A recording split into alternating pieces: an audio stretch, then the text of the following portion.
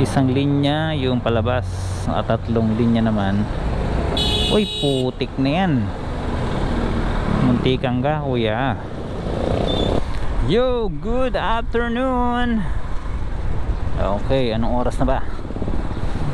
Oras na po para pumasok ng trabaho, 5:30 ang oras natin sa buong Pilipinas. Parang makulimlim ng konti lang naman. Simulan na natin ang ating paglalakbay. Araw-araw na biyahe, nakakasalamuha, nakakasabay sa kalsada ang iba't ibang tao. Sabay gano'n, no? Iba't ibang tao, iba't ibang sasakyan. Ngayon, dito tayo sa Marikina, JP Rizal. Weekday, inaasahan natin ang traffic. Kung hindi, di mas mabuti. Ano nga pala ngayon? Holiday nga pala ngayon. Lunes na Lunes, June 17. Okay, kung di ako nagkakamali, yung Idil Fitir ba? Hindi ako nagkakamali Kung mali ako.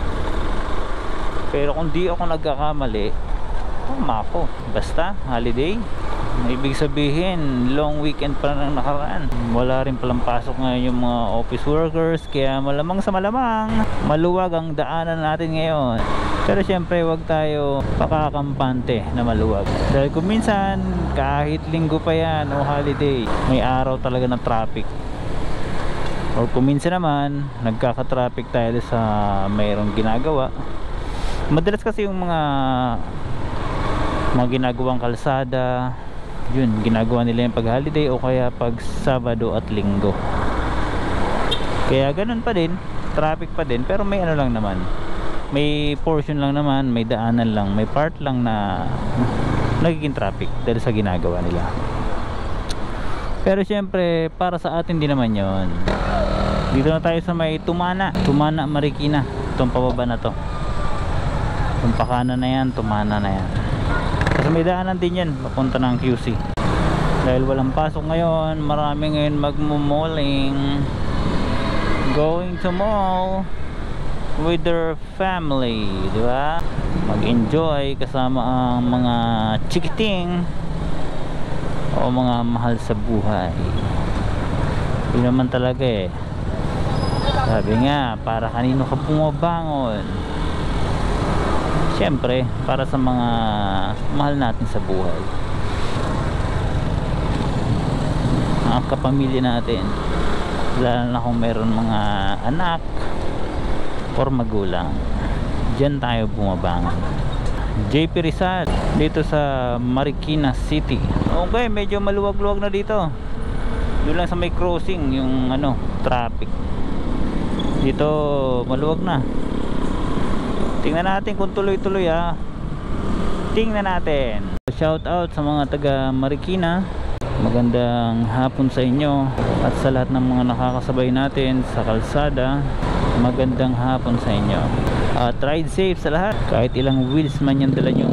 Wow, big bike. So, naka-encounter na naman tayo ng isang big bike. Big bike ang tambutso. Ganda ng tunog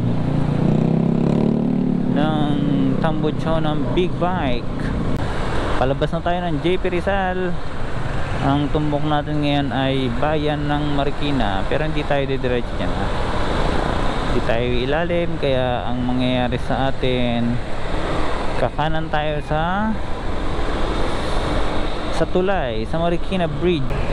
Dito na tayo, bayan ng Marikina. Kanan tayo, ito na ang Marikina Bridge. Ayan ang Marikina Bridge. Wow, sarap. Siguro may bagyo. Tinupi yung yung malaking billboard. Siguro nga. Kasi kung hindi naman nila tinutupi yan. Okay, dito sa Marikina, pag yung bandang hapon, hindi ako nagkakamali, mga alas 4, ginagawa nilang one way lang yung palabas ng Marikina. Tulad nito, one way. Tapos yung papasok naman is ginagawa nilang three way, tatluhan. tatluhan yung papasok ng Marikina at isang linya lang yung palabas. Pero normally tig-dalawa talaga yan, two-way yung palabas at two-way rin naman yung papasok. Pero dahil sa hapon na, mag 5:45 na, kaya one way na lang, isang linya yung palabas at tatlong linya naman. Uy, putik na yan, muntikan ka kuya, muntikan yun ah. Okay, ride safe sa lahat ah. Tulad nun, alanganin yun, huwag mo nang ipilit, pilit ka pa eh. Pag nadali ka dyan, nang damay ka lang, nadamay na yung kasalubong mong sasakyan, bagong bago pa man din. Sayang, pares kayo maaabala. Okay, chill ride lang tayo, palabas tayo ng Marikina, chill ride, ride safe sa lahat, huwag tayong makulit sa daanan. Siguro maliliit na yon, kaya nagmamadali. Pero kahit nagmamadali, ingat ingat, okay? Normal naman ako minsan nagmamadali tayo. Wow, kahit ako rin naman minsan nagmamadali. Basta doble ingat tayo para hindi tayo maperwisyo o makaperwisyo. Ride safe. Okay, papasok na tayo ng Riverbanks.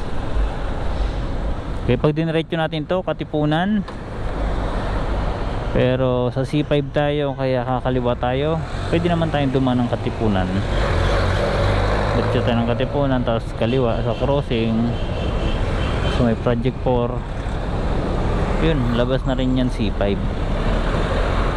Pero dito tayo ngayon sa loob, kumbaga tatagos tayo dito sa Riverbank. Halos pares lang naman yung layo, pero di ko alam, pero mas feel ko na dumaan dito. Buti nga yung Riverbanks nagkaroon ng daanan sa loob. Very good. Di ko lang alam kung itong daanan na to public, pero sa tingin ko private to eh, itong daanan na to. Very good. Oh, pasalamat tayo pasalamat tayo sa Riverbanks kasi meron ng daanan dito sa loob mismo nila. Pumapayag sila na daanan natin to. Ang galing. Hindi ko lang alam kung public to, pero sa tingin ko private talaga to kasi meron silang parking dito. Ayan kanila yan. Ang galing lang, ang galing ng nila, galing na sistema ng pagkagawa. Kasi sa totoo lang nakakatulong sila, malaking tulong to sa mga biyahero na tulad ko. Kasi feeling ko mas malapit ang daan dito eh. Feeling ko lang na. Pero syempre yung pupunta dito sa may malapit sa may Libis, syempre dito ka na, paglabas mo dyan ka na. Dito pa rin tayo sa Riverbanks. Yan, palabas na tayo ng Riverbanks. Ang galing, di ba? Ang galing, sobra. Okay, palabas na tayo ng Libis. Hindi palabas, papunta na tayo ng Libis. Actually dadaanan lang naman natin, hindi nga traffic kasi Lunes ngayon. Kung normal day sigurado sobrang traffic to, pero dahil sa holiday ngayon walang traffic, sakto lang. Chill ride lang tayo, hindi tayo nakaramdam ng init kasi sobrang init pag yung traffic. Siyempre yung mga tambutso, siyempre motor lang na yung gamit natin, talagang ramdam natin yung init. Yan yung galing na sa QC, ba sila dito. Time dadaan tayo dyan. Okay, dito na tayo sa C5. Okay, malapit na tayo sa Eastwood. Ito yung White Plains. Yung bandang kanan natin yung White Plains, pwede kang dumaan dyan, labas ka ng EDSA. Ito naman, dito na tayo sa Eastwood City. Okay, walang traffic, sarap pag ganito, sarap bumiyahe ng sakto lang, hindi tayo nag-aalala na baka malate. Ito magandang biyahe, pero siyempre mas maganda talaga, mas malinis dito, di ba? Yung parang laging holiday talaga na sobrang linis ang daanan, yun talaga, the best yun. Paalala nga pala sa mga motorista, check nyo rin minsan yung motor nyo, yung brake, lalo na brake. Change oil, mag-change oil din kayo.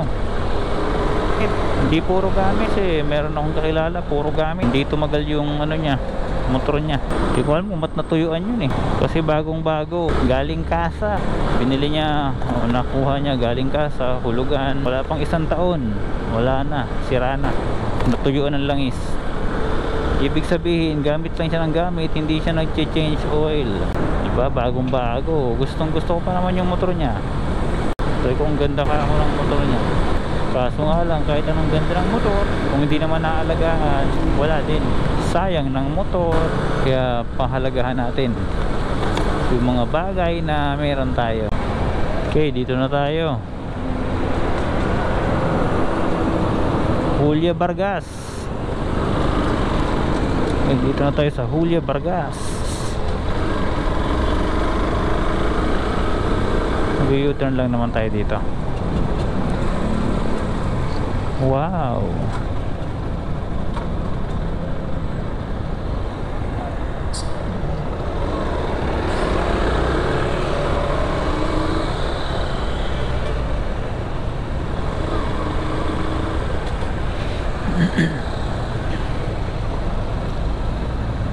Wow, ito na yun.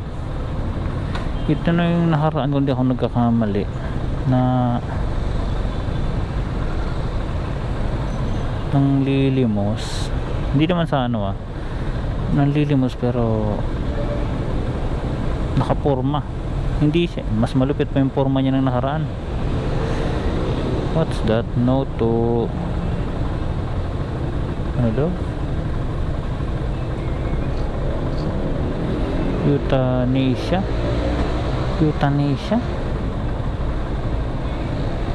Sorry hindi ko maintindihan. Hindi ko alam kung ang ganda ng bag niya, naka Chanel yung bag niya, legit. Hindi ko lang alam kung grabe ang galing ako pero astig, nakakabilib.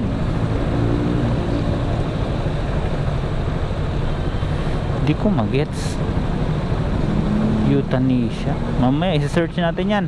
Kung may alam kung anong ibig sabihin nun, comment below, okay? Kasi di ko alam yun. Di ko alam kung anong ibig sabihin nun, kung may pinaglalaban ba siya o ano. Di ko alam.